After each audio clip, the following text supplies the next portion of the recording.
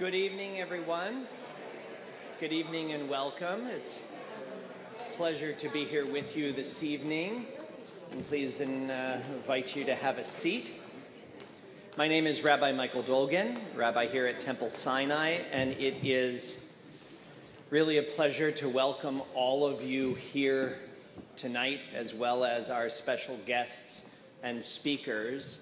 We're very proud to host this Exigent Foundation event. Very proud of our member, Larry Mayer, who has created this organization to respond to the needs of our community and the way the media treats our community at this time. And so I'm not introducing Larry, but Larry, thank you, and we're really grateful for the hard work you do. I know you'll hear more about them later. And we're thrilled to be the host here tonight and to have you here. And it's my honor to call forward Idit Shamir, the Consul General of Israel, to share a few words.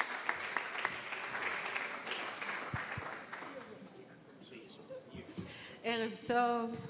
Such a pleasure to be here. I'm ashamed to say it's my first time at Temple Sinai, but surely not my last. I want to thank Rabbi Dolgan for hosting this very important event. I had the privilege of listening to MK Haskel today briefing media and leaders of the community, and then giving a very good brief to members of the Ontario legislature.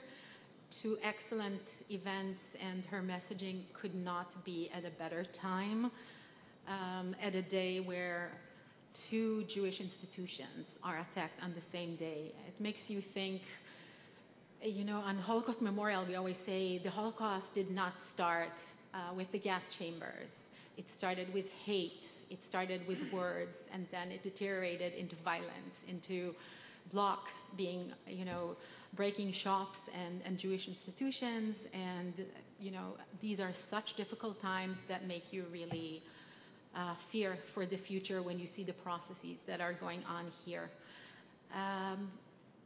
I want to thank Larry Maher, who is hosting MK Haskel here. Larry is one of the only NGOs that has brought delegations to Israel after October 7th, and this is of such extreme importance. There is nothing like seeing. There is nothing like speaking to the victims, the Jews, the non-Jews, like speaking to the soldiers. Nothing impacts you more, mostly in this age of where you don't know true is false and false is true, and evil is good and good is evil. You have to see it with your own eyes. You have to have this proof. And once you've been to Israel and you have seen it with your own eyes, this is something that you will not forget.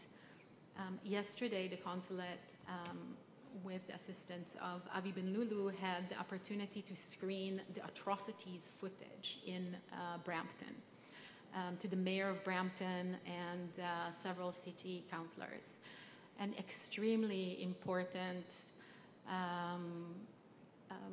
occurrence that, speaking exactly to those who are not convinced. I'm not sure if they could be convinced, but, you know, apart from going to Israel and seeing things for yourself, I think watching this horrific video depicting 139 people being murdered, some of them in the most brutal ways, is an extremely strong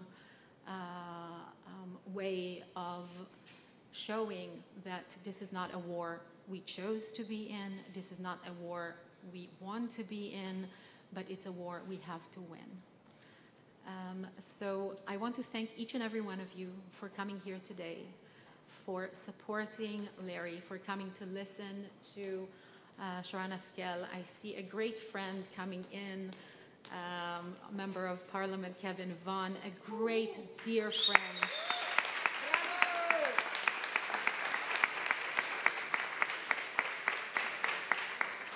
And I'm so glad to see you guys here, and hello, Elizabeth. And I just, again, I live on Kevin Vaughn's Twitter, so I know that just the other night, Elizabeth was stalked by pro-Palestinians, and they were following her home and trying to intimidate her, and both Kevin and Elizabeth are standing strong and brave, and another round of applause for both of them.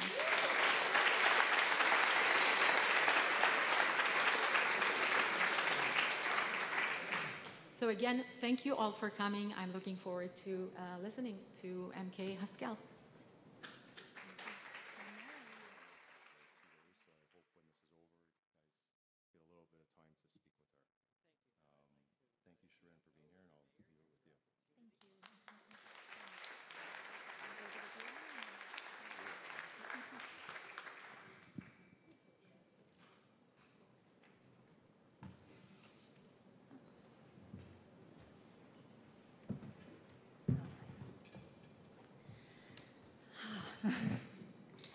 you. Okay, ladies and gentlemen, first of all, thank you so much, Rabbi Michael Dolgan, for inviting us here and hosting us here. I've met you a couple of times before, and I know what an important work you do for the community and for the Jewish people as well, so thank you for that. Your Excellency Idit Shamir, Member of Parliament Kevin Vaughan, honorable guests. So I want to start by thanking Larry. Okay, Larry from the Exigent Foundation for bringing me here to speak to you. Larry, thank you so much for the important work that you do in exposing the truth and making sure reporters, parliament members, and leaders in Canada comes to Israel to see the reality as it is, to see the truth for themselves. There are many victims. There are many victims in the war against Hamas. Perhaps the biggest victim is the truth. After nearly 7 months of fighting Hamas, Iran's terror proxy in Gaza, we must expose the lies, deceptions, and the disinformation we see every day on television, in the newspapers, and especially in social media. Allow me to be direct.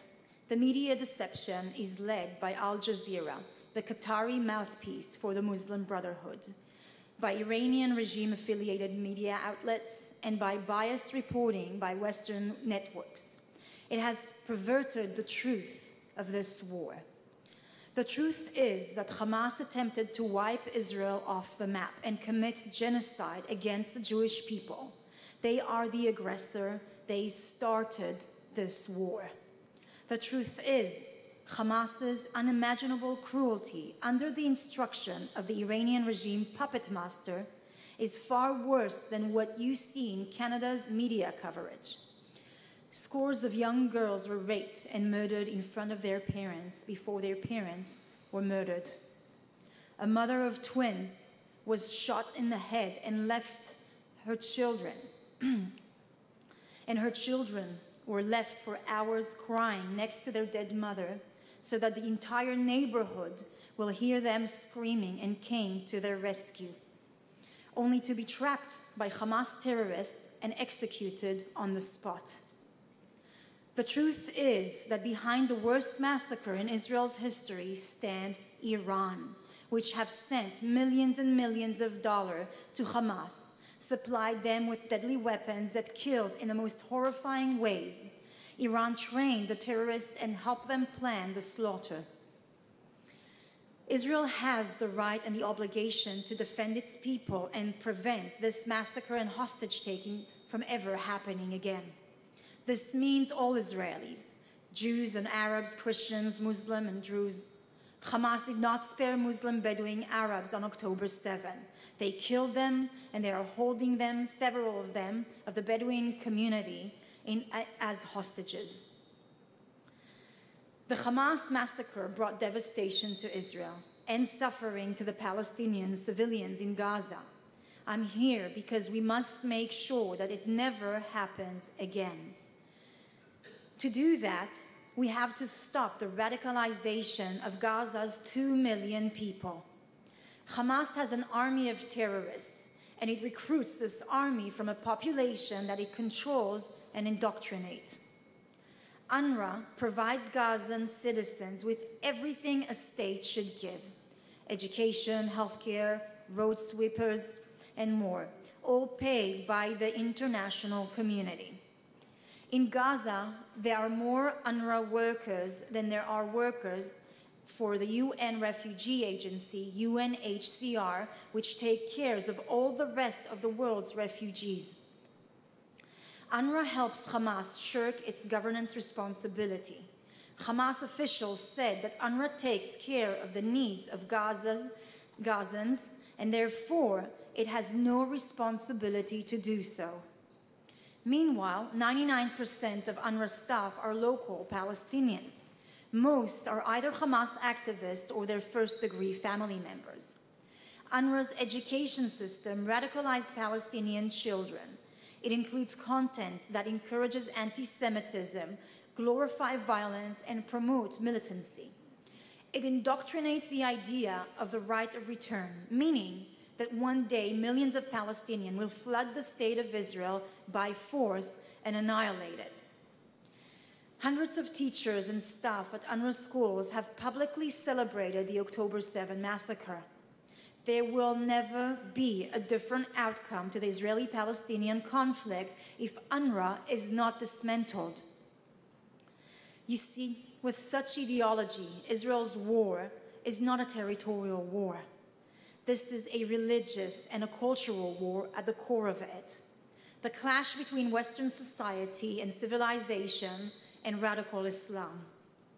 The eyes of Iran and its axis of terror in Syria, Yemen, Lebanon with Hezbollah, and in Gaza with Hamas and the Islamic Jihad, their eyes are on Israel. Israel to them is a symbol of Western society and Western values. In other words, of your society and your values.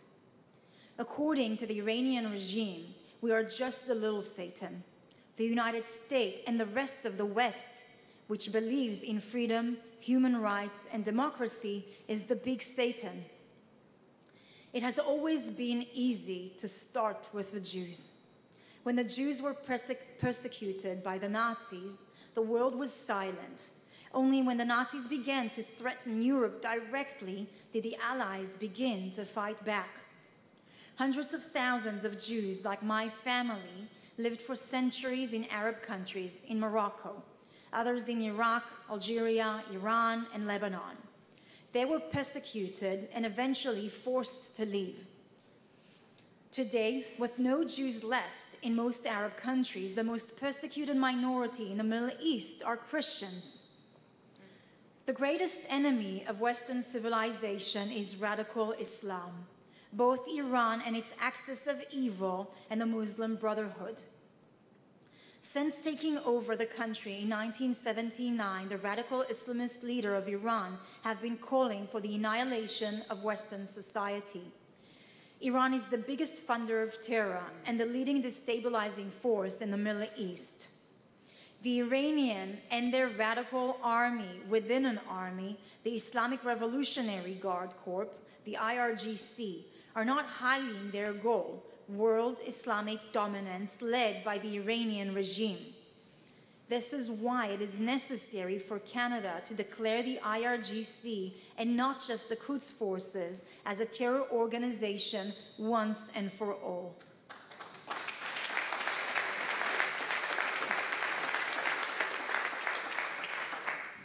If we don't stop this force now, we will have to fight when it is larger and stronger. It will cost us more, and we will have to sacrifice more.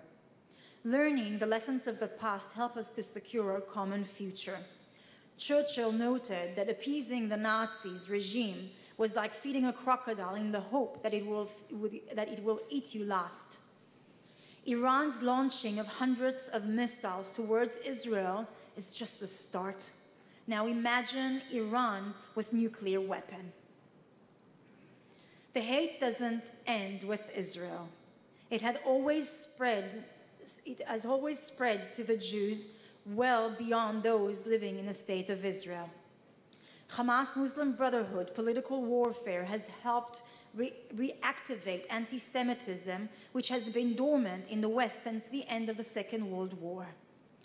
Then, members of Islamist group immigrated as refugees to Europe, Canada, and the United States, became citizens, and started gaining power and influence. They then began to push their twisted rhetoric and narrative in universities. In 2007, the FBI found document by a leader of the Muslim Brotherhood in an Islamist home in suburban Washington, D.C. The explanatory memorandum outlined the Muslim Brotherhood goal for its American operation and declared a plan to sabotage America from within. It was brought as evidence to the federal trial of the Holy Land Foundation, a charity front organization connected with Hamas.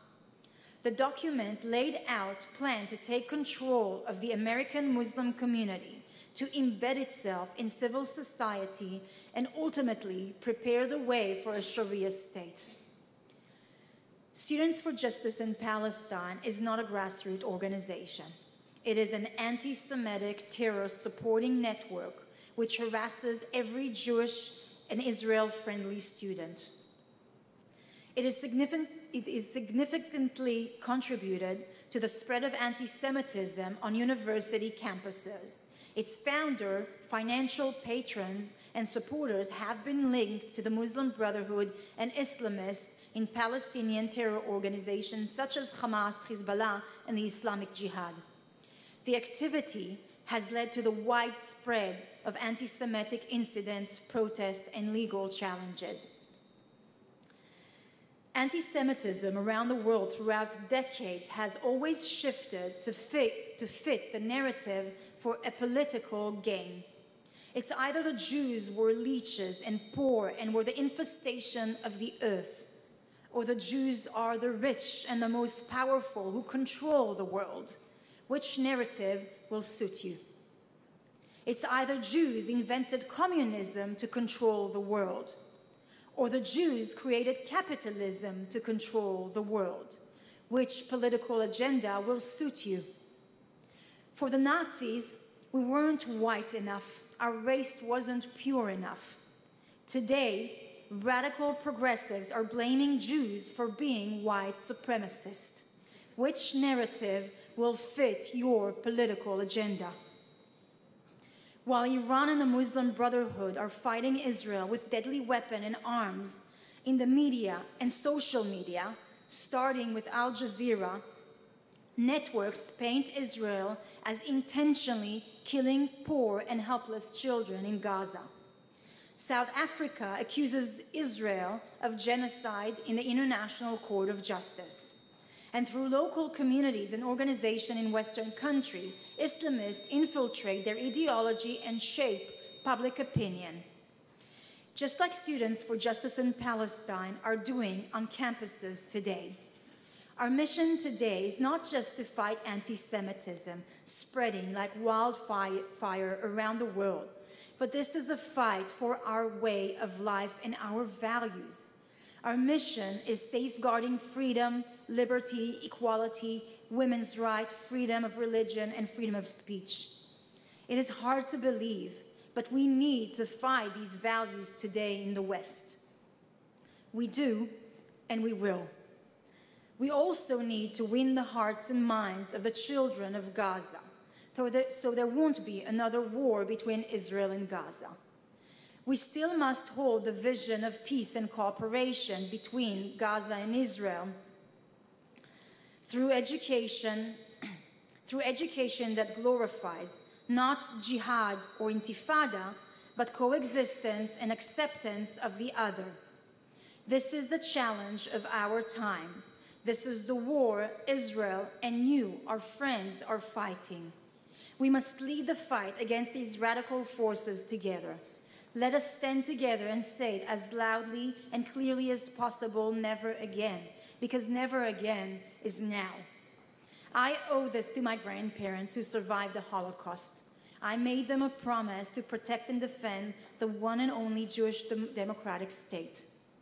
Larry, Thank you so much. It gives so much strength to me and my community in Israel to know what an incredible partner Exigent is in this fight. Thank you all very much.